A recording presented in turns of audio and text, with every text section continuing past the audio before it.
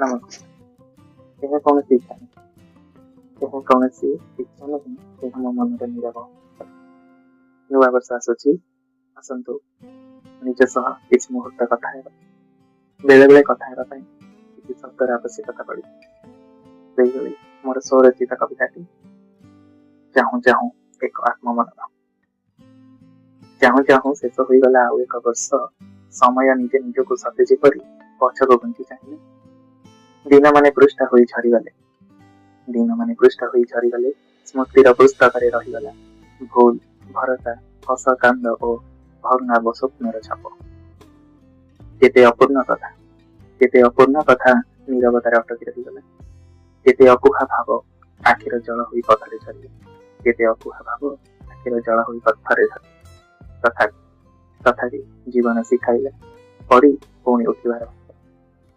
କେତେ ରାତି ଗଲା ନିଜ ସହ ନିଜେ ଲଢ଼ି, କେତେ ରାତି ଗଲା ନିଜ ସହ ନିଜେ ଲଢ଼ି। କେତେ ସକାଳ ଆସିଲା ଭାଙ୍ଗି ଯାଇଥିବା ମନକୁ ସାନ୍ତ୍ୱନା ଦେଇ। ସମୟ ବହୁତ କିଛି ନେଲା, ସମୟ ବହୁତ କିଛି ନେଲା, କିନ୍ତୁ ନେବାଠାରୁ ଅଧିକ ମୋତେ ମଣିଷ ହେବା ଶିଖାଇଲା। ରାତିର ଅନ୍ଧକାର ମଧ୍ୟରେ ଆଶାରୂପୀ ଦୀପ ଜଳି କହିଲା, ଅନ୍ଧକାର ଶେଷ ହେଲେ, ଅନ୍ଧକାର ଶେଷ ହେଲେ ଆଲୋକ ନିଶ୍ଚୟ ଆସେ। ସେହି ଆଲୋକରେ ମୁଁ ପୁଣି ଥରେ ଦେଖିଲି ନିଜର ଅସ୍ତିତ୍ୱ।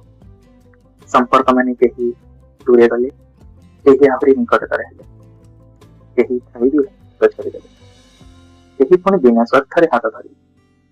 ପ୍ରତ୍ୟେକ ମୁହୂର୍ତ୍ତ ମୋତେ ନିଜକୁ ଚିହ୍ନିବା ଶିଖାଇଲା।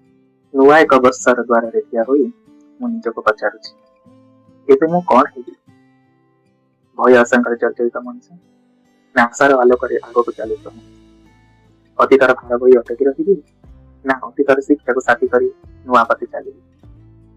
ଏ ନୂଆ ବର୍ଷ ମୁଁ ଚାହେଁ ସରଳ ହସ, ମୁଁ ଚାହେଁ ସରଳ ହସ, ସତ୍ୟ ସ୍ୱପ୍ନ, ଅଳ୍ପ ଆଶା, ମାତ୍ର ଗଭୀର ଭରସା। ପଳାୟନ ନୁହେଁ, ପଳାୟନ ନୁହେଁ, ମୁଁ ଚାହେଁ ସନ୍ତୁଳନ। ପ୍ରଦର୍ଶନ ନୁହେଁ, ମୁଁ ଚାହେଁ ସତ୍ୟତା। ଦୁନିଆକୁ ପ୍ରମାଣ ନୁହେଁ, ପ୍ରଥମେ ନିଜକୁ ଭଲ ପାଇବାର ଭରସା।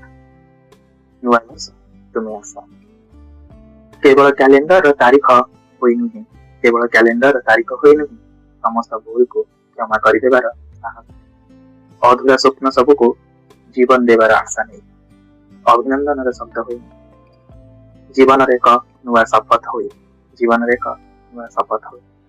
ଚାହୁଁ ଚାହୁଁ ବିତିଗଲା ଆଉ ଏକ ବର୍ଷ, ଚାହୁଁ ଚାହୁଁ ବିତିଗଲା ଆଉ ଏକ ବର୍ଷ। ଏହା ହେଉଛି ମୋ ମନର କଥା। ହୁଏତ ଏହା ଆପଣମାନଙ୍କର ମଧ୍ୟ ମନର କଥା।